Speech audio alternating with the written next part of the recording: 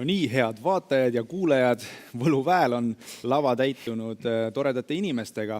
Meie muidugi ootame väga, et kes teie seal olete, nii et postitage siinsamas vestlusringi all task'ide alt ehk siis selle nupu alt mõni tore foto endast, kus te praegu olete. Meie vestlusring on teemal keskkonnateadlik käitumine väljakutseid esitavas maailmas. No, ma arvan, et me oleme päeva esimese poolega veendunud küll, et väljakutseid veel on, pole päris päral. Ja minuga siin koos vestlusringis, ma alustan siis tutvustamisega, on kõigepealt Riho Kuppart, Keskkonnaameti peadirektor. Siis teiseks Kertu-Birgit Anton, Fridays for Future Eesti aktivist ja noorte keskkonnanõukogu liige. Tervist! Meelis Pärtel, Tartu Ülikooli botaanika professor, temaga kohtusime juba hommikul. Ja samamoodi Liisa Puusepp, kes on Keskkonnaministeeriumi keskkonnateadlikkuse nõunik ja Tallinna Ülikoolist samamoodi. Ja Madis, kes rääkis just hetk tagasi ja tema on Eesti rohelise liikumise huvikaitse ekspert. Kust siis alustada? Alustame sellest, et ma hea meelega, kui see meie vestluse pealkiri on juba selline, et keskkonnateadlik käitumine sellises moodsas maailmas teatavasti esitab meile väljakutseid, kõik ei lähe oma soodu, siis ka seda uuringu tulemusi või sellist lühikest kokkuvõtet kuulates, milleks meil oli võimalus, tekkis tunne, et kas meil on vaja selliseid häid eeskujusid, kelle järgi juhilduda. Kui ma küsingi, et kes on keskkonnateadlikust käitumises hea eeskuju, võib-olla on siis inimestel lihtsam kellegi järgi juhilduda. Ja kes on esimene julge hunt, kes soovib vastata, et kas eeskujud võiksid olla need, kelle järgi juhilduda ja saada paremaks? Palun, kes on julge? Kertu äkki? Ma võin olla julge. Jah, mõtlesin, et kes on need inimesed, kelle ma olen endale seadnud selliseks keskkonnateadliku käitumise eeskujuks ja ma tooksin välja võib-olla maailmast Bea Johnsoni, kes võiks öelda, et pani alguse zero waste ehk siis jäätmevabale elustiilile, tegi selle päris populaarseks ja Eestis räägivad samal teemal Mari-Liis Steinfeld ja Liisa Aavik, et neid soovitan kas või näiteks sotsiaalmeedias jälgida, vaadata, mida nad teevad. Aga lisaks sellele ma arvan, et meil kõigil on tuttavaid, kes näiteks on taimetoitlased või tuttavaid, kes saaksid küll sõita iga päev autoga, aga selle asemel käivad jalgrattaga tööl. Et võtta neid endale eeskujuks ja tegutseda nende järgi ka, nendega koos. Väga tore, on olemas eeskujusid, juba nimed saadi kõrva taha panda. Riho, kuulame ka sinu mõtteid. Jah, aitäh. Minul oli raskusi sellele küsimusele vastamisega. Ma ei tea, kas see on põlvkonna eripära, aga mul on väga keeruline endale selliseid ideaal inimesi või organisatsioone ette näha, sest kui sa hakkad neid lähemalt uurima, siis selgub, et kõik ei ole päris nii, nagu näidatud on. Ja seetõttu ma arvan, et tegelikult sageli need inimesed, kes väärivad nagu järgimist, on need, kes sellest valjusti ei räägi. Ja lihtsalt sa jälgid neid, et nad käituvad kuidagi teistmoodi ja nad hoolivad päriselt, nad hoolivad kõigepealt inimestest, nad hoolivad enda ümbrusest ja pigem nende sõnad räägivad valjemini kui nende teod. Ja seda me võime võtta kas ettevõtluses või kodumajapidamistes või mõne lapse liivakasti käitumises. Ehk et ma püüan nagu pigem märgata neid hetki igal tasemel ja kuidagi tunnustada või teadvustada, et see oli lahe käitumine, see oli lahe mõte. Et ma nimesid ei anna, aga ma arvan, et iga üks meist oma helgematel hetkedel võiks olla iseendale eeskujuks. Väga hea. Kui ma mõtlesin selle küsimuse peale või kui see küsimus sai esitatud, siis kas see võiks olla üldse üks lahendustest, et meil oleks teatud eeskujud konkreetsete inimeste näol, et ehk on äkki niimoodi lihtsam? Liisa? No, väga tore ja rõõmustav on, kui me saame väga konkreetsed inimesed endale eeskujuks seada. Aga ma laiendaks seda pilti praegu siin, kui me oleme keskkonnahariduse konverentsil, siis üheks eeskujuks just keskkonnahariduse andmisel saavad olla ju õpetajad oma õpilastele. Et koolitunde läbi viies või keskkonnahariduskeskustes toimetades saavad nemad olla just selle haridusteel kõige ehedamaks ja esmasemaks eeskujuks. Ja just, et nende rääkimiste taga oleks kindlasti need teod, et nad päriselt ka toimetaksid vastavalt, et selliselt just, et nagu nad õpetavad õpilasi, aga et nende käitumine on ka just selline. Õpetused, õpetajad ja teadmiste levik. Just. Meelis Pärtel, kas on midagi lisada? Ma arvan, et võib-olla oleks oluline mõelda oma vanaemadele, vanaisadele ja vaaremadele, vaarisadele, et kuidas selline talupoja tarkusega toimetati just sellises pikas perspektiivis, et kuidas toimetada nii, et ka järeltulevatel põlvedel oleks see planeet veel alles, et selliselt rahulikumalt hoolega kaaluda, mida tasub ära jätta, mida saab teha targemini ja kogu aeg juurde õppida, et selle hariduse pool ja selline kaalutlemine, et mida siis ikka tasub teha, mida ei tasu teha, et selline, minul on silmes selline oma vaarisad, vaaremad. Mis viitab ikka sellele, et eeskujud on nagu olulised, sest eeskujude järgi saab minna. Kindlasti on olulised, jah. Ja.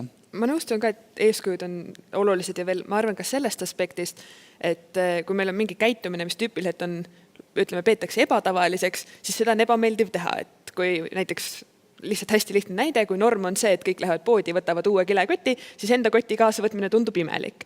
Aga kui sa otsustad näiteks hakata enda perekonnale eeskujuks, et sina võtad selle riidest koti kaasa, siis sa natuke sellega normaliseerid ja teed oma perele lihtsamaks.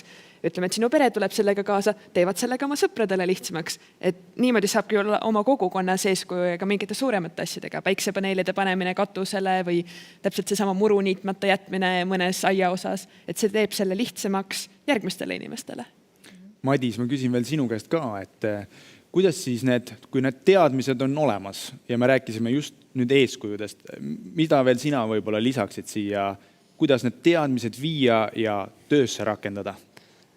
Ja ma mõtlesin, et kui siin toodi tõesti välja, et ühte inimest või ühte firmat on raske eeskujuks tuua, sest kuskil on mingi luukere kapis. Et siis võib-olla nagu loovlahendus on see, et me mõtleme inimesed välja, aga see tegevused, mis nad teevad, on päris. Ja siis me saame erinevatele sihtgruppidele natuke erinevat tegevust ka reklaamida, et osade inimeste jaoks keskkonna teadlikkus on see, kui nad panevad päiksepaneelid, osade jaoks on see, kui nad seda ei viska vana jopet ära, on ju. Makske, mis maksab või naerdega kui palju tahes. Et erinevatel inimestel mõjuvad erinevad asjad. Mõni inimene, nagu see uuring ka välja juba on hästi keskkonnateadlik ja säästlik, et niisugune tegevuste näitamine, et juba hästi paljud teevad, mis on see võib-olla sotsiaalne pool, et mitte, et üks inimene, ühe inimese näide Eesti puhul on Indrek Vainu, kes läks ja elabki metsas, et lihtsalt ta näitab, et see on põhimõtteliselt võimalik, aga väga paljud seda ilmselt järgi ei tee. Kui meil oli ettekanne sellest keskkonnateadlikkusest, siis tuli üks küsimus, mille ma praegu jätsin nagu meelega selle vestlusringi jaoks, et on räägitud, või sai kirja pandud, et kas võiks olla nii, et säästlik majandamine ja keskkonnasõbralik käitumine võiks hakata riigist. Ma natuke sõnastasin seda ümber, aga et just see sama mõte, et kas võiks see alata riigist ja kuidas see siis võiks välja näha? Eks riik saab luua selle ruumi, kus me käitume ja toimetame. Et meil ei ole mingites tingimustes võib olla tõesti isegi võimalik üksikisikuna keskkonnahoidlikult toimetada, sest meil ei ole sellist ruumi loodud. Et siit tõesti need lähtekohad saavad olla sel pool riigilt. Aga jälle me jõuame ikkagi ka selleni, et meie enda sisemine motivatsioon peab olema piisavalt tugev ja võimas, et me ise need sammud teeme keskkonnahoidlikuma käitumise suunas. Millised on üldse riigi võimalused keskkonna hoidlikus käitumises eeskuju anda? Et ma saan aru, et päris reeglite ja käskudega ju ei saa kõike katta, see ei saaks olla riigi roll, aga millist eeskuju võiks või juba praegu riik annabki? Ma arvan, et esiteks tõepoolest riigijuhid, ma mõtlen valitsussektor näiteks, ka kohalikud omavalitsused, võiksid olla selles mõttes küll eestminejad oma käitumisega. Ma laiendaksin veel, riik seal oleme meie, laiemas mõttes tähendab seda, et kõik need, kellel on suurem meelevald või mõju otsustele, ka majanduslikele otsustele, ressursi kasutamise otsustele, nende otsustest sõltub see, kas meie keskkonnahoidlik käitumine on tegelik või ainult sõnades. Ja riik kindlasti saab läbi õigusaktide seda teha, läbi riigihangete seda teha, saab teha läbi oma väärtushinnangute, et millist organisatsiooni me ehitame, et me vastaks ise nendele nõuetele, mida me ootame, et meie riigi teised kõik kodanikud jagaksid ja võtame energiatarbimist, võtame kõiki neid lahendusi, mida me ostame oma igapäevategevusteks, eks, et kui me teadvustame oma ostuprotsessides juba keskkonnamõjusid, et siis selles mõttes ma kindlasti arvan, et riik peaks olema siin nagu suunanäitaja, aga ma ei unustaks kindlasti ära kõiki meie ettevõtjaid, kelle käes on nii palju suurem ressurss, kelle otsuste mõju on märgatavalt isegi teinekord suurem kui riigisektori mõju. Nii et mina arvan, et meil fookuses peavad olema ikkagi need inimesed, kes otsustavad ja mõjutavad ja saada aru, miks nad nii käituvad, kuidas teha nendele keskkonnasõbralik käitumine võimalikult loomupäraseks. Ma arvan, et üks riigi selline oluline roll on informatsiooni kättesaadavaks tegemine, et saaks teha keskkonnateadlikke otsuseid ja kui meie riigi kodanikena tahame olla keskkonnateadlikud ja näiteks tarbida keskkonnateadlikku kaupa, siis on riigi ülesanne reguleerida, et see informatsioon oleks olemas, et me saaksime need teadlikud valikud teha, et me ise peame ka riigilt nõudma, ega riik ja poliitikud teevad seda, mida me neilt nõuame, et kogu aeg seda keskkonnateadlikkust üleval hoidma ja küsima, et nüüd planeerite sellist head asja, teist head asja, mis on selle keskkonna hind. Et kui me seda küsime, siis saamegi paremini riiki seda keskkonnateemat suunama. Siit ma loen välja ka selle, mis on täna läbivalt ettekannetest tulnud välja, et teadmised ikkagi ju tulevad ka selles sõnas peitub teadus, ehk siis ka teadlaste kaasamine reaalsete tulemuste saamiseks võiks olla riigi ülesanne. Jah, teadus on suuresti meil riigi toetatud, aga see propageerimine, et keskkonnateadus jõuaks ka igasse muusse tootmisse ja eraettevõtlusesse. Seda mõtet peaks ka propageerima, sest targemalt saame me toota targemalt, saame toota paremini ja kui siis näiteks tarbija teab, et see firma on spetsiaalselt uurinud, tal on teadlased, kes uurivad, kuidas teha seda keskkonnasäästlikumalt, siis ma arvan küll, et selle firmal on võimalik paremini siis müüa oma toodet ja sama keskkonda hoida. Liisa, kas sinul oli midagi lisada siia juurde? Kuidas siis riik veel eeskujuna saab minna? Ja ma jäin mõtlema selle teaduse toetamise juurde ka, et siia juurde tuleb see koostöö aspekt ja erinevad teadlased ühistööna saavad seda asja kommunikeerida, sest olles ise ka loodusteaduste taustaga, siis mind ülikoolis ei õpetatud kommunikeerima neid keskkonnateemasid selliselt, et nad avaksid seda tausta just selliselt, et inimesed väga lihtsalt mõistaksid ja saaksid aru, et milline see keskkonnahoidlik valik siis sealjuures on. Meid on õpetatud mõõtma, analüüsima, seda infot jagama, aga meil on väga häid sotsiaalteadlasi, kommunikatsiooniinimesi, kellega koostöös me saame seda ja riigiga siis omakorda koostöös seda teemat avada ja kommunikeerida. Me saamegi tulla nagu mingis mõttes selle vestluse algusesse tagasi ja ka jätkata sealt, et vahel tõesti on need mõned seisukohad või tulemused liiga keerulised. Võib-olla lihtsalt liiga keerulised nende jaoks, kelle igapäevatöö ei ole looduse uurimine ja keskkonnaharidus ja nii edasi. Samas see info peaks jõudma kõigile ja olema üheselt arusaadav. Selle tõttu ma küsingi, et teie isikliku kogemuse või teie tuttavate kogemuse põhjal, et mis teid konkreetselt motiveerib keskkonnahoidlikult käituma? Võib-olla aitab see motivatsioon, mis teis endas on, anda samamoodi eeskuju. Miks see meile on vajalik? Kuidas me näeme seda? Miks on keskkonnahoidlik käitumine, loodushoidlik käitumine oluline? Ja Madis.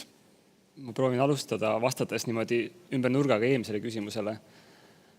et mis mind motiveerib, on see, et kuigi ma ütlesin, et tehnoloogilised lahendused võib-olla üksi ei päästa meid, aga samas ma näen, et see küsimus ei olegi nagu tehniline, vaid ta ongi rohkem ühiskondlik ja psühholoogiline.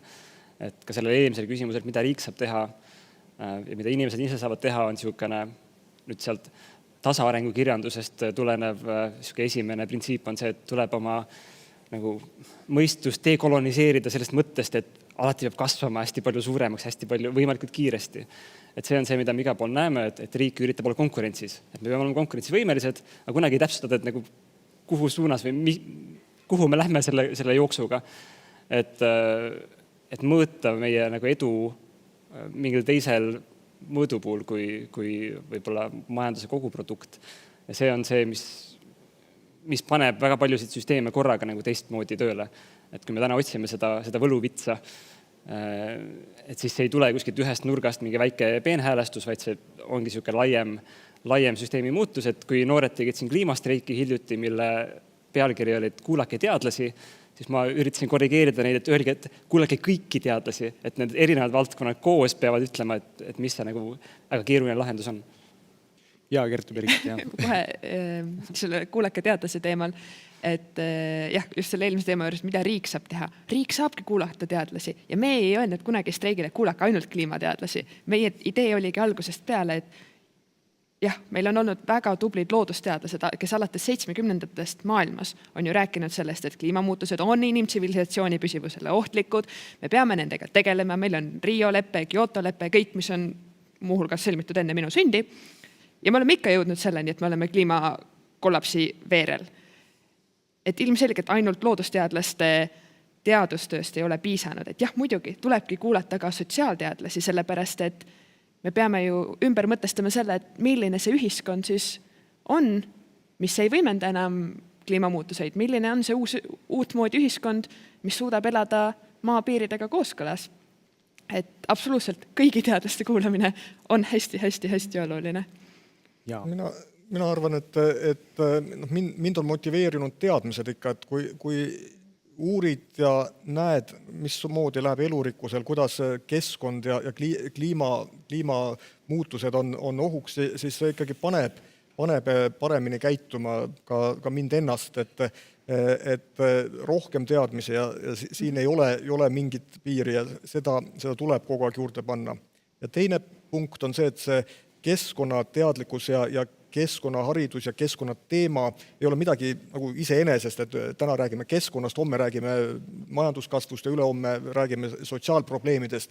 Keskkond on iga eluvaldkonna niivõrd tihedalt seotud osa, et me ei saa rääkida ühestki teemast, ei rahvastikust, kultuurist ega majanduskasvust rääkimata, kui keskkond ei ole oluliselt sees, sest ainult nende planeedi piiride raames me saame käituda ja selles mõttes keskkond peab olema niimoodi igas teemas sees. Just. Tulen tagasi ka selle eelmise küsimuse juures, et aga miks me ei kuule teadlasi. Eelmine aasta oli mul vestlus Tarmo Sommerega sel teemal ja arutlesime. Ja tegelikult probleem on ju selles, et me kõik võistleme inimeste väga piiratud tähelepanu pärast. Eks? Ja teadlaste probleem, mida ma ka tänastes ettekannetes tajun mõnes mõttes, on see, et kuidas teha keerulisi probleeme lihtsaks. Jäädes samal ajal korrektseks.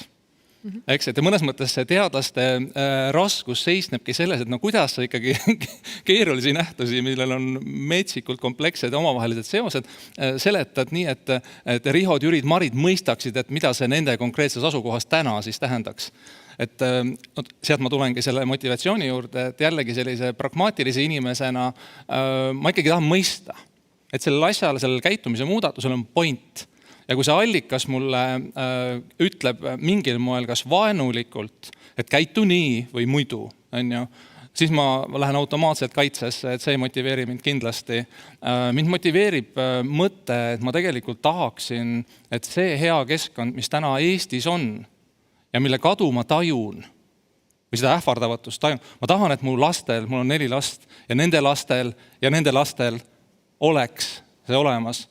Ja see nagu motiveerib mind selles mõttes küll, et mulle tundub, et siin on vaja väga radikaalseid otsuseid, aga ei piisa sellest, kui ma muru ei niida.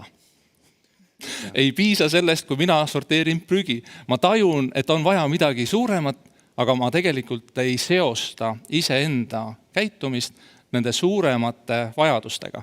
Ja siin see lünk tuleks meil koos teadlastega, käitumisteadlastega, erinevate valdkonna ekspertidega, majandusteadlastega täita. Just jah, et see seoste nägemise oskus ja selle õpetamise oskus on üks kuldvõtmeka kindlasti. Et üks asi, et meie siin räägime sellest, et me näeme keerulisi süsteeme, kuidas nad on kompleksselt omavahel kõik seotud, aga see algab ka juba madalast haridusest, lasteaias alates, et suunata seda õppijat õppima ja nägema neid seoseid, mitte minna ühe distsipliini keskselt ja seostamata seda ühte õpetavat eriala, seostamata seda igapäevaste toimetamistega. Eks. Ma saan aru, et seoste loomine on ülioluline ja samamoodi kerkib võib-olla siit küsimus, et lihtsustamine sealjuures, lihtsustamine nende teemade selline üheselt ja kokkuvõtlikult arusaadavaks muutmine on ikkagi möödapääsmatu osa. Et kui siin oli juttu sellest, et kellel see info peaks olema arusaadav ja et kui jutt, millest teadus ja teadlased räägivad, on ikkagi natuke liiga keeruline, siis on nagu raske hoomata, et mis siis tegelikult kaalukausil on ja samamoodi ei saa keelude ja käskude maailmaga edasi minna. Siis kohe annan Madis sulle sõna, siis mul veel küsimus sellega seoses, et sageli on niimoodi, et jah, inimesed ise saavad võtta otsuseid vastu, aga riigis võtavad otsuseid vastu poliitikud ja valitsused. Teised ülejäänud maailmas ka, enamasti niimoodi riikide puhul on, et siis kas see info jõudmine ongi lihtsustatud kujul ja kokkuvõtlikul kujul ja nende seoste kujul oluline, et ta jõuaks nii inimestele, kui ka tegelikult vajavad seda poliitikud, kes ei pruugi olla teaduse taustaga. See oli küsimus mulle. See on küsimus jah, et kas me peamegi lihtsustamiste ja nende seoste loomise sellise kompaktse info teed minema? Siin on kaks, isegi rohkem aspekte. Esiteks see lihtsustamine. See teeb natuke ettevaatlikuks. Väga laiali lammutada ühte asja ei ole ka hea jälle, et see lõhub selle kompleksse kokkupanemise momendi ära. Et siin peab olema ettevaatlik, et kui lihtsaks ja kui palju me mingisugust teemat ka lihtsustame. Teine teema, mis sa tõstatasid, et võtmed on poliitikute käes ja siin on jälle me jõuame tegelikult üksikisikuni tagasi, sest kes on need inimesed valitsusse valinud, Riigikokku valinud, et ka võti on siinkohal ikkagi ka jälle meie käes, et paljuski. Ja loomulikult see on õige aspekt, et riiki valitsevad, juhivad õigemini mitte teadlased, aga nende nügimine heas mõttes on tõesti äärmiselt tarvilik, et nende teadlikkuse suurendamine ka, me kõik oleme inimesed. Jah. Ma usun, et Eesti on hästi kihtis olukorras, kus me kodanikuühiskond järjest nagu tugevneb. Ja see on see, mis mina arvan, et on keskkonna teadvustamise ka üks võti. Ja kui vaadata riikide, sealhulgas näiteks ka Euroopa Liidu otsustusprotsesse, siis ega päriselt need poliitikud ei otsusta. Selles mõttes, et kui mõelda seda, et Euroopa Liidus ainuüksi on 30 000 lobisti, kes seisavad sektorite huvide eest, siis, ja teades, et poliitikutel on mingi valdkonna teemale kulutada pool tundi, siis oskuslik lähenemine otsustajale õigel ajahetkel, aga ausa ja õiglase infoga on tegelikult see, kus sünnivad otsused. Nii et see on see meie ühine töö tegelikult, ma ütlen, riigiametina anda aus õige info poliitilisele tasandile, aga teadvustades ka riski, et tegelikult neile lähenetakse ka sektori huvide vaatenurgast lähtuvalt ja püüakse kallutada siis neid otsuseid. Ja seal tehakse seda lihtsustust. Eks jäetakse ära siis teatud otsust ebasoovitavas suunavas nagu faktid ja see on see, kus meie tegelikult saame koos tasakaalustada, et me loome ikkagi ühist tulevikku. Ja mind näiteks motiveerib see või teisest küljest ajab ka vihale, kui tegelikult varastatakse meie ühist tulevikku. Et see peaks meid kõiki kergelt nagu närvi ajama, et mis mõttes, et keegi saab täna kasu selleks, et lühendada tegelikult minu järeltulijate elukestust või elukvaliteeti alandada. Ma ei ole nõus sellega. See tuleb kõigi meie arvelt justkui. Madis, sul oli üks mõte. Ja ma arvan, et mida see kevadine koroonakriis meile õpetas, on see, et inimesed suudavad küll ka keerulist informatsiooni väga hästi nagu töödelda, kui see läheb neile korda väga isiklikul tasandil. Et ma kohe imestusega vaatasin, kuidas inimesed said eksponentsiaalse kasvu ekspertideks, teadsid R-väärtusi väga täpselt, et mis see tähendab. Et kui nad tundsid, et see ongi minu ellujäämiseks oluline, et ma pean sellest aru saama, et siis ta töötab. Ja nüüd ongi küsimus, et kuidas me neid keskkonnateemasid saaks teha veel rohkem inimesele nagu tajutavamaks, et siin viimastel aastatel on tasapisi populaarsus kogunud siis niisuguse kliimakohanemise kõrval ka kliima süvakohanemine. Ja see ongi rohkem raamistatud selles, et sina, kes sa seda loed, sinu eluajal hakkavad mingid asjad juhtuma, kus iganes elad. Võib-olla juba juhtuvad, kui sa nagu eriti ebaõnnestunud oled sündinud. Et see paneb inimesi aru saama, et okei, ma pean oma elu hakkama ümber vaatama. Et siis see aktiveerib, aga nii kaua, kui see tundub, nagu ka see uuring näitas, et maailmas oluline probleem, Eestis mitte. Et siis on hästi lihtne sellest, sul on kõik võimalused olemas, kõik oskused, aga sul ei ole vajadust, sa ei tunneta seda vajadust sellega tegeleda. Kertu Birgit. Minu meelest see vajaduse tunnetamise, see on hästi oluline märksõna ja mulle sellega kohe seostus meedia. Et ma ei tea, küsimus laiale ringile. Kes millal viimati luges mõnest suurest Eesti ajakirjandusväljaandest esilehelt keskkonnaprobleemide kohta? Mina tean, et viimase poole aasta jooksul ma nägin Päevalehe esiuudist, siis kui olid Siberis hästi laialdased maastikupõlengud. Rohkem ei ole näinud keskkonnateemasid esilehel kajastatuna. Et kui meil ongi näiteks koroonakriisist iga päev 5 uudist põhilistes õhtustes uudiste saadetes sellest räägitakse, jah, see ongi oluline teema, aga mida rohkem sellest räägitakse, seda olulisem see meile tundub. Räägitakse päevapoliitikast, tundub meile oluline. Aga kui me ei kuule keskkonnaprobleemidest, me ei kuule kliimakriisist, mis on ka viimase poole aastaga koroonakriisi ajal tegelikult ikkagi võimendunud, siis see ju ei tundu meile oluline, sellepärast, et kui see oleks oluline, siis sellest räägitaks. Kuna sellest ei räägita, järelikult pole oluline. Kui pole oluline, siis täpselt ma ei viitsigi endale neid natuke keerulisemaid seoseid selgeks teha ja ammugi ma ei viitsi oma käitumist muuta. Ja alustuseks ma ei viitsi isegi minna uurima ise seda infot kuskilt üles otsima, et kas siis on ikkagi probleem. Ma kirjutasin hiljuti Müürilehes sellel teemal väikse loo ja seal ma soovitasin siis just ajakirjanikel ise võtta see aeg, et lugeda paar raamatut läbi ja siis hakata niimoodi väikeste tükkidena nagu muu justkui suvalise keskkonnateemaliste panema, et tegelikult see seostub ka selle probleemiga. Et anda seda vaikselt kas või nagu jupi kaupa, seda pusletükki, et see niisugune 1000 leheküljeline raamat on väga tore, aga paljudel ei ole seda viitsimist või aega seda lugeda. Sest meil ju ei ole ühtegi teemat, mis ei oleks seotud keskkonnateemadega praktiliselt, sest kõik, mida me teeme oma sünnist surmani, välja arvatud mõned üksikud, kes käivad kosmoses, me teeme seda siin ühel planeedil, selle ühe planeedi keskkonnas. See peaks meil olema väga oluline, meil ei ole kuskile mujale minna. Kas võib siis olla osati häda selles, et me ei taju seda, et me eelkõige elame siin maakeral sellel planeedil ja see ongi see looduskeskkond, mis on meie kodu. Me nagu eraldame seda tegelikult oma igapäevaelust. Ja ilmselt nii on jah, et see, mis ei juhtu minu koduõues, mis juhtub mujal juba isegi teises linnas, isegi siin, et elades Tallinnas, see, mis juhtub Tartus, see on nii kaugel eemal, ma ei taju selle juhtumist ja kindlasti ei taju ma kliimamuutuste juhtumist, ma ei näe ju silmaga elurikkuse kadu.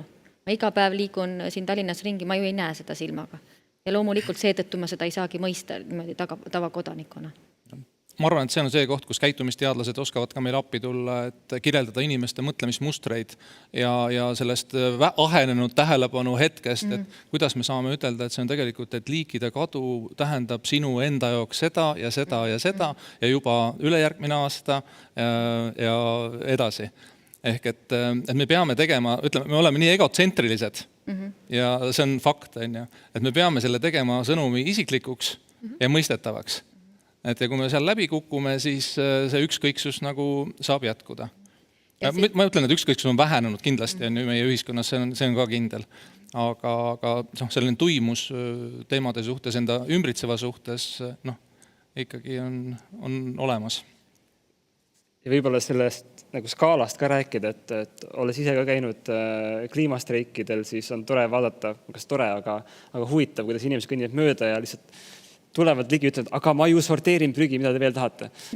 Et no, nagu ma ka oma ettekandes kiiresti vuristasin, et see skaalal muutus, mida tegelikult vaja oleks, on tohutu suur, et kui me seda inimestele ei maini, kui me lihtsalt nagu meelitame neid prügi sorteerima, siis meelitame midagi järgmist tegema, et siis nad ühel hetkel avastavadki, et oota, aga tegelikult mul tahetakse hästi palju, et võib-olla seda võiks juba ette öelda, et tulebki palju. Iisa. Ja siis saab jätkata selle ülesandega, mis Kertu Birgit pakkus, et ühelt poolt mõelda sellele, et ükskõik millisele meie igapäevasele toimetamisele, kuidas see mõjutab keskkonda. Natuke aga detailsemalt mõtlema siis ükskõik, iga meie käitumine, iga meie tegevus praegu siin olemine, kõik see mõjutab keskkonda. Ja mõelda ka vastupidi, et kui me räägime nendest keskkonnamuredest ja väljakutsetest, kliimamuutused, elurikkus, vesi, muld, kõik nendega seonduvad probleemid, kas on mõni eluvaldkond, saavad kõik mõelda, kas on mõni eluvaldkond, mis ei ole nendest suurtest väljakutsetest mõjutatud? Kas sa saaksid midagi siin teha ja toimetada ilma selleta, et ei mõjutaksid kliimamuutus või elurikkus või mulla degradeerumine või mis, et saame nimekirja jätkata? Ja tundub, et see on hea küsimus ja mõnel on lihtsam vastata ja mõni võib-olla mõtleb pikalt ja läheb, küsib tuttavalt.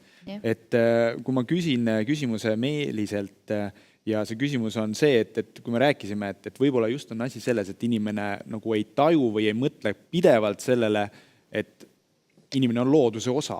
Me olemegi selle sama elukeskkonna osa, kõik meie otsused, mis me langetame, kahtlemata mõjutavad või meie riik mõjutab seda, kuidas meie elame.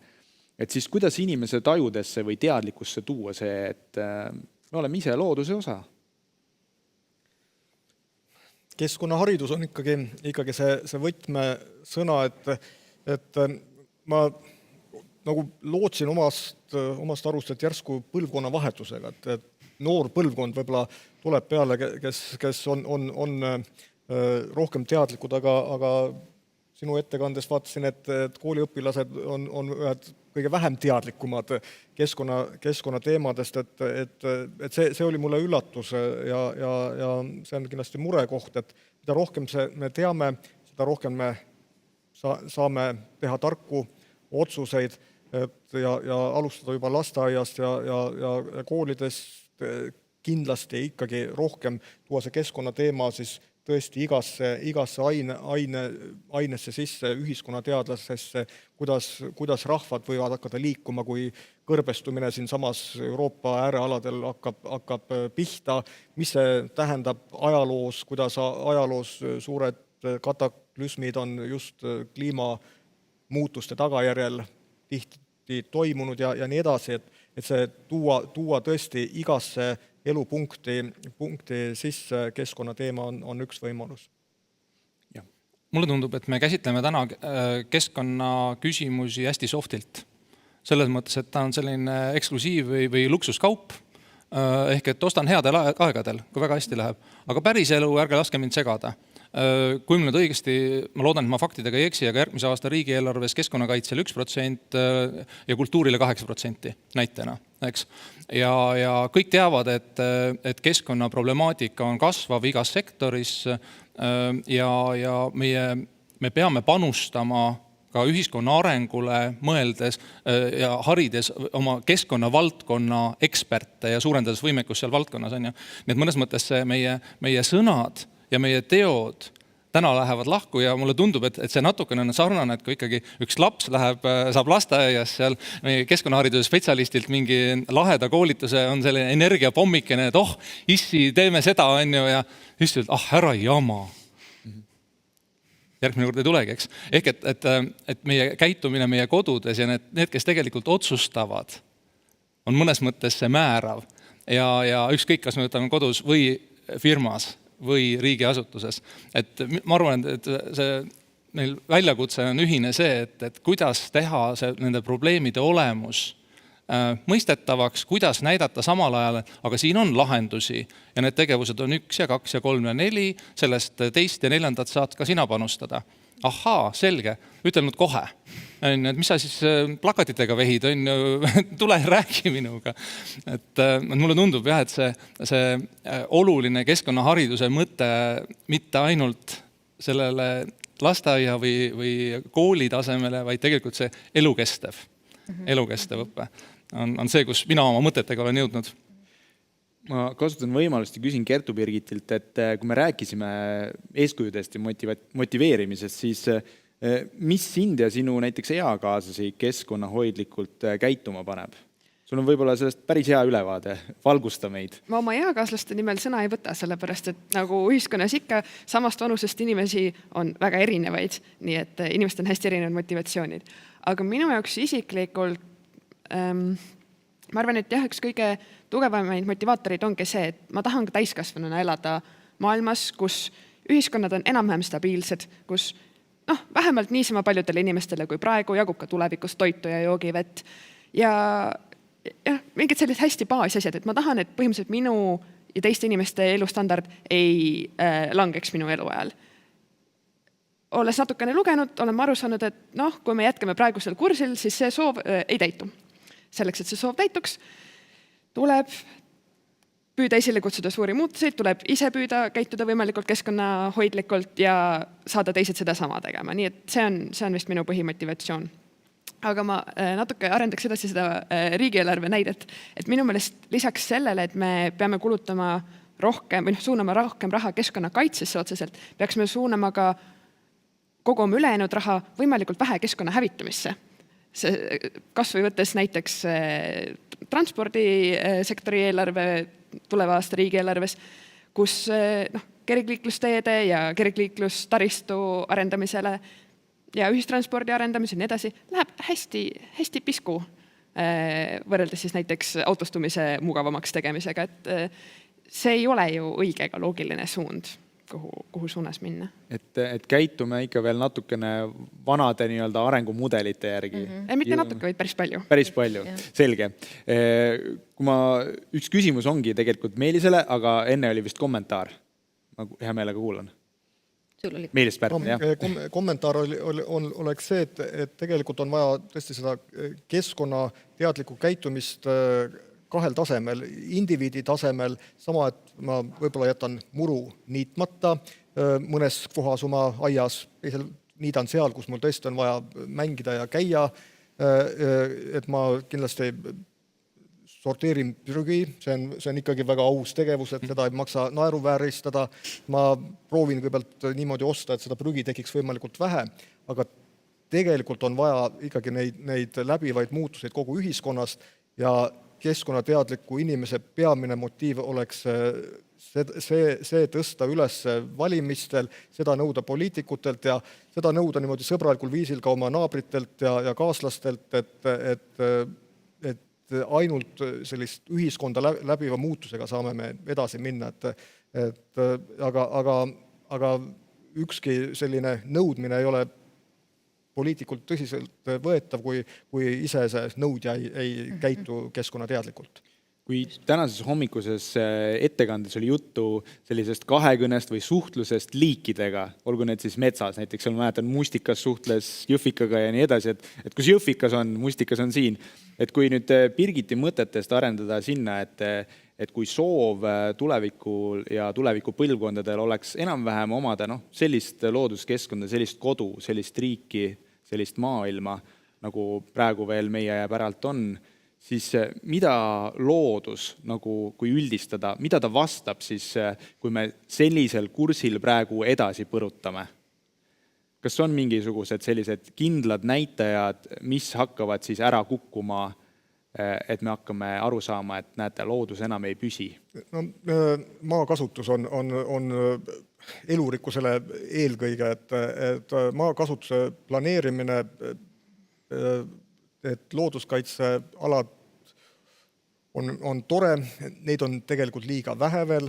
nad on liiga eraldatud, aga ka kõik see, kus me toimetame ja tarbime, kus me saame puitu, saame põllumajanduses toitu, kus me elame, et kogu see maakasutus võiks olla peaks olema nii loodussõbralik kui võimalik, et seal teinekord on väga väikesed asjad, mingisugused põlluribad planeerida, kus see raie parasjagu võib-olla toimuks, et me saame tegelikult parema planeerimisega ja parema maakasutusega loodusele, elurikkusele suure asja ära teha.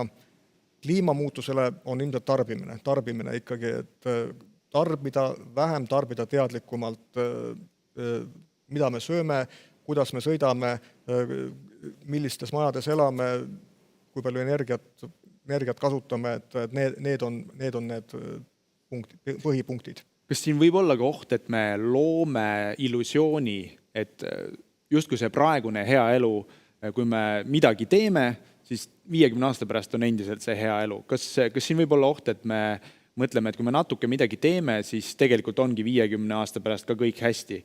Äkki me peaksime rääkima hoopis sellest, et tegelikult on päris selge, et me juba tüürime sellel kursil ja päris selge, et 50 aasta pärast enam sellist maailma ja sellist heaolu meil ei ole.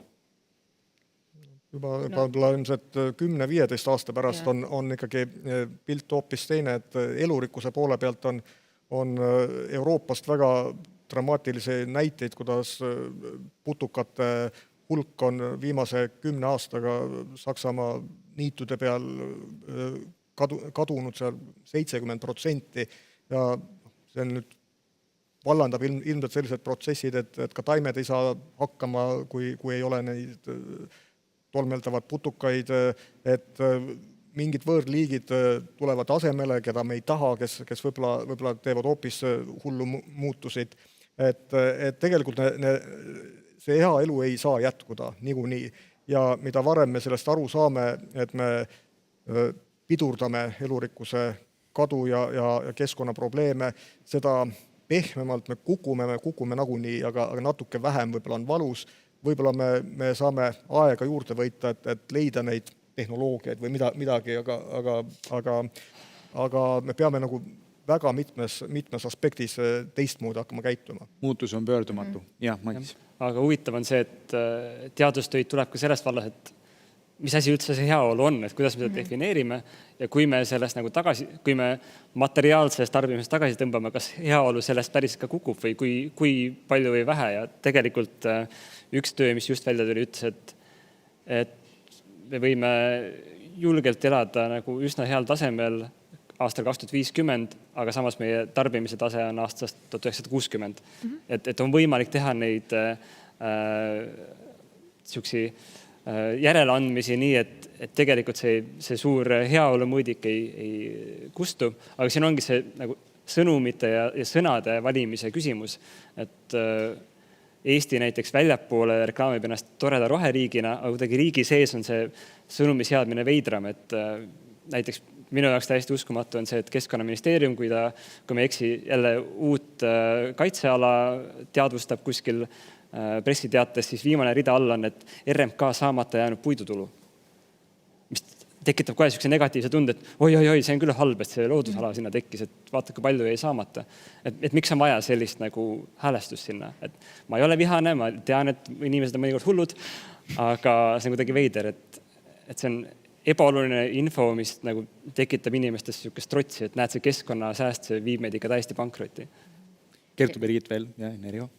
Ja mul vahepeal tekib küll see tunne, kui ma tsiteerin allikaid ja räägingi mitte nagu enda peast välja mõeldud info põhjal, vaid teadusinfo põhjal, et ma ei tea, kui kiiresti meil näiteks süsiniku eelarve hakkab maal otsa saama, et üldse oleks mingitki lootust hoida näiteks globaalset kuumenemistel 1,5 kraadi, see süsiniku eelarve praeguse tempo juures saab otsa umbes 8 aasta pärast. Ja rääkides sellist infot, siis tekib vahel selline hästi nagu vastuoluline tunne, et me kõik oleme nii rahulikud, võib-olla kuulame need mõtted ära ja siis lähme ikka oma igapäevaeluga edasi, sööme mitu korda päevas liha, keegi lendab kuskile puhkusereisil, nüüd võib-olla mitte, praegu on piirangud, aga vähemalt plaanib reisida ja nii edasi. Ja siis tekib see tunne, et kas mina olen millestki valesti aru saanud. et see, mida ma nagu tean mingitest allikatest ja see, mida ma näen enda ümber, need ei lähe üldse kokku. Ja see toob natuke selle juurde, mida Riho enne mainis, et see, mida me teeme, on natukene veel liiga pehme, kuigi me näeme, et see probleem on ikkagi ülikarm. Meelis siin nimetas, et 10-12 aastat maailm pole enam endine. Et mis on need mõtted, mis siin juures? Jah, ma tahtsin, et ilmselt me peame nagu kuidagi seda olukorda suutma kirjeldada, seda tulevikku kirjeldada siis ikkagi väga praktilistes nagu kujundites. Et see elu saab olema 20 aasta pärast selline, et vaadates, kuidas globaalne majandus läheb, kuidas seesama kliimamuudatuste mõju immigratsioonile või migratsioonile üldse või elupaikadele ja toitainete või vee kättesaadavusele. Et ma arvan, et Eestis ei ole populaarne, aga me ilmselt peaksime rääkima keskkonnajulgeolekust kui väga karmist ja ütleme samaväärsest tegevusest, kui me räägime kas välisjulgeolekust või sisejulgeolekust. Sellepärast, et ühel hetkel meil ei ole midagi enam kaitsta, kui me lubame keskkonnasituatsiooni pöördumatult nagu saada kahjustatud. Ja meie probleem on tõepoolest selline, et sina vist ütlesid oma ettekandes, et Eesti on liigirikkuse mõistes suur riik. Aga sa lisasid ka, sellega kaasneb ka suur vastutus. Eks? Ja küsimus ongi see, et kuidas sellele sama elanikele ütelda, et muuhulgas asi on halb. Kui tegelikult vaatad aknast välja, et millest sa räägid, et ju sa oled nagu kas halvasti maganud või et paha tuju. Jah, aga ma arvan, et see taju pannes ennast globaalsesse konteksti, et me ühel hetkel muutume sihtriigiks just nimelt tänu sellele.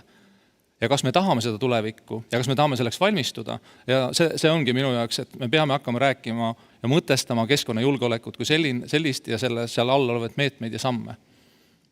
See oli väga hea sissejuhatus põhimõtteliselt järgmisele punktile, mida ma tahaks sisse tuua, mis viib selleni, et kuidas siis see keskkonnateadlik ja loodust hoidev eluviis muuta loomulikuks ja populaarseks. See sõna lihtsalt kasutan sellepärast, et populaarne, et see kaasaks võimalikult paljusid inimesi, tervet ühiskonda.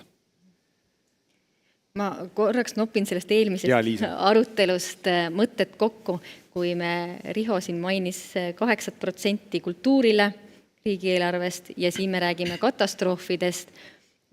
Nüüd see järgnev ei ole minu väide, aga kuidas sõnumit luua inimesele lähemale jõuda, et meil on siin väga vähe aega, meil on 2 laulupidu siis järelikult. Et see on, mul ei ole praegu viidet juurde anda autorile, aga need on need sõnumid, millega me saame põrgatada ja tuua need keskkonnakatastroofis olemise hetked inimestele lähemale ja siduda selle tõesti meie kultuuriruumis olemisega. Jah, see katastroofis olemine järelikult meil on 2 laulupidu ja kõik. Et see, ja võt selliste sõnumitega me saame ilmselt jõuda teistsuguste sõnumitega, mitte ähvardavatega. See on näha ja teada, et ära ei mõju, ära tee. See ei mõju, et nende sõnumite loomisega me peame jõudma nende inimeste juurde. Ja ma arvan, et siin on see koht, kus tegelikult oleks vaja sellist hästi laia kokkulepet või arutelu, et me need stsenaariumite kujundamisel ei lähe lolliks. Selles mõttes, et me ei lähe kuidagi väljapressivaks või hirmutavaks või selliseks nagu, et me oleksime ikkagi ausad oma faktoloogias ja tõepoolest pannes sinna ritta et kui me suudame mingi hulga meetmeid rakendada, siis see kukkumine on selline. Kui suudame natukene rohkem teha, on väiksem, aga siis on see tulevik selline 30 aasta pärast meie tänaste parimate teadmiste järgi. Ma saan aru, et see on väga keeruline ülesanne, sest meil ei ole maailma majanduse ja sellise geopoliitiliste arengute koha pealt täna nagu, nii segast aega ei ole tükk aega olnud, eks? Et siia stsenaariumid peale teha ja seda veel lihtsalt kuidagi proovida ilma paanikata. Nagu ütelda, et okei, see võib nii olla, see on usutav või see, aga hakkame nüüd tegutsema. Et see peab meid motiveerima, mitte nagu seda kollapsi ootel, et okei, aga tuleb, siis tuleb, et tarbime kuni saame ja et ka see võib olla üks reaktsioon ju. Kui me need stsenaariumid kujundame liiga hirmutavaks või agressiivseks või mitte realistlikuks ühesõnaga, et seal ei jää tegutsemiseks enam ruumi. Et see on minu arust suur väljakutse, et millest me üldse räägime. kui me tulevikku nagu kujundame või ette kujutame. Liisa, jah? Ja tulles nüüd Madise väljaütlemise juurde, et kuidas me tõlgendame seda heaolu, mis tähendab meie jaoks üldse heaolu. Kui me räägime tõesti jälle sellest majanduskasvust kui ühest heaolu näitest, siis me oleme valel teel. Et ühelt poolt on see jälle isiklik tasand, et milline on minu heaolu, mõnus, kus mul on tõesti hea olla, millises keskkonnas ja millise käitumise mustriga ja kõrgemalt tasemelt, et kas see majandusmudel, mis meid praegu toetab, see juhtimismudel, mis meid praegu justkui üleval hoiab, kas see on õige? See ei ole õige, sest me oleme praegu tänu sellele just valele teele läinud.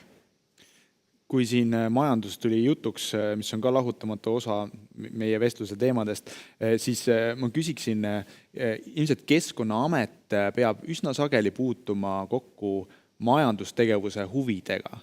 Et teeks kiiresti sellise sissevaate ka, et mis on need probleemid, kuidas teie proovite siis kas siis selgitada või ka oma töös just majandushuvidega kokku puutudes ja kokku põrkudes, miks mitte selgitada, et teate, et see keskkonnahuvi ja eesmärk praegusel juhul siin on suurem. See on ühiskonna huvi ja see on suurem. Jah, et see on hea küsimus. Tegelikult see on sageli üsna raske. Enamik ettevõtjaid saab aru, et keskkonnamõjudega arvestamine on hädavajalik. Aga on ettevõtjaid, kes püüab nii luba taotledes, kui seda täites teha paberil asjad korda. Ja mõnes mõttes saada endale jättes investeerimata keskkonna mõjude vähendamiseks, ta saab konkurentsieelise. Ja meie asi on püüda ütelda, et me ei ole sellega nõus. Me tahame, et selles sektoris tegutsemiseks kehtivad kõikidele ühesugused mängureeglid, parim võimalik tehnoloogia on selline ja me anname oma load sellised ja me teeme ka järelevalvet. Ehk et mõnes mõttes me peame kindlasti liikuma sellises nagu ennetavas ja nõustavas suunas ka ettevõtjatele nagu heas partnerluse suunas, et teades, mida nad kavatsevad teha, teades, et nad pakuvad tööd paljudele, sadadele ja tuhandetele inimestele, ehk et me ei saa ütelda, et ärge tehke, vaid vastupidi, me saame väga selgelt aru, et elu Eestis on võimalik ainult siis, kui äridel läheb hästi.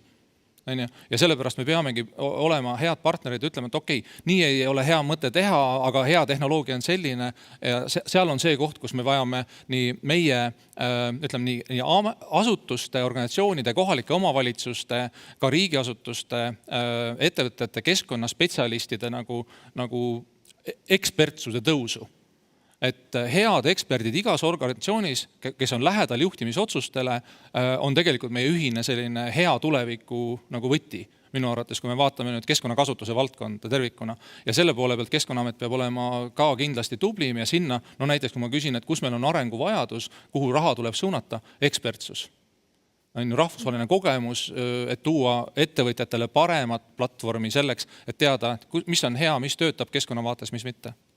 Üks küsimus minu ettekande järel oli, et ettevõtjatel on siuke lühikene vaade, et siin peab just riigil olema pikk vaade, sellepärast, et meil on vajalik ettevõtteid ja neid rahavooge ka nii, et meie lapsed ja lapselapsed saaksid tööd ja oleks võimalik, sest jätkusuutlik ettevõtlus on ainult keskkonnahoidlik ettevõtlus, et teist võimalust ei ole, et mitmed suurpangad on juba aru saanud, nemad teevad ka väga detailsed keskkonnaanalüüsid nendele projektidele, kust raha küsitakse ja riigi ülesanne on sama teha, et vaadata pikka keskkonna mõju.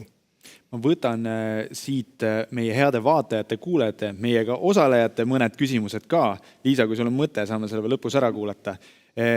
Kuidas saaksime paremini inimesi kaasata nende lahenduste väljatöötamisse? Siin on see teema, millest me alustasime, eeskujuks olemine. Et tegelikult me ei pea ju lahendusi välja töötama, lahendused on olemas.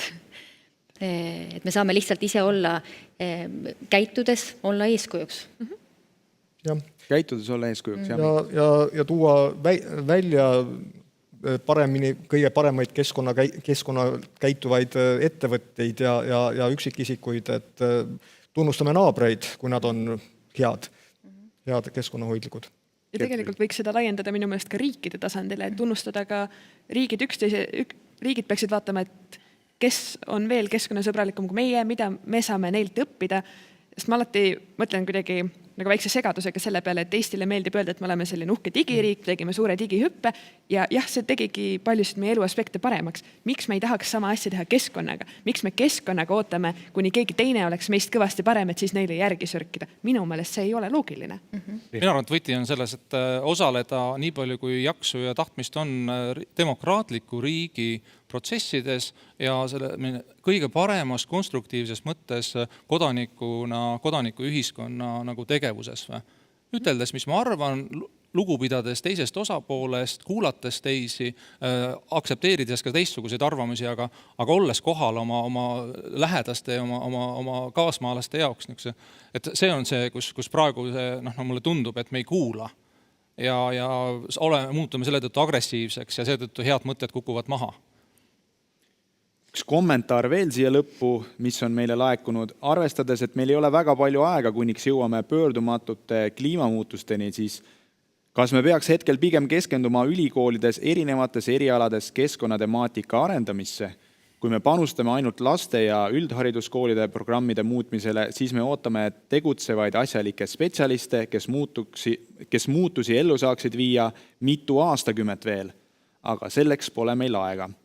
Ja veel üks kommentaar, mis on tegelikult ka küsimusena vormistatud, aga sobib siia lõppu hästi, et usun, et see võib tõepoolest nii olla, et noorte keskkonnateadlikuks võiks olla parem ja selles võib peituda võti. Olen nõus, et lapsi ja noori tuleb õpetada olema teadlikud. Kas olete minuga nõus, et maailma jätkusuutlikkuse võtmeisikud on õpetajad? Ja ma usun, et õpetajad, kas nad on ka päriselt õpetajad või siis meie vanavanemad või meie sõbrad ja kaaslased, tuleb nõustuda, jah, võtmeisikud on õpetajad. Meie aeg on otsas. Ma tänan väga, nagu näha, teema on nii lai ja suur, et tahame ainult järgmisel korral jätkata sealt, kus pooleli jäime, aga paneme siis kõrva taha, et me kõik saame midagi ära teha. Riik, see oleme meie ja mis on siis oluline, et päriselt hakkame nüüd tegema. Aitäh!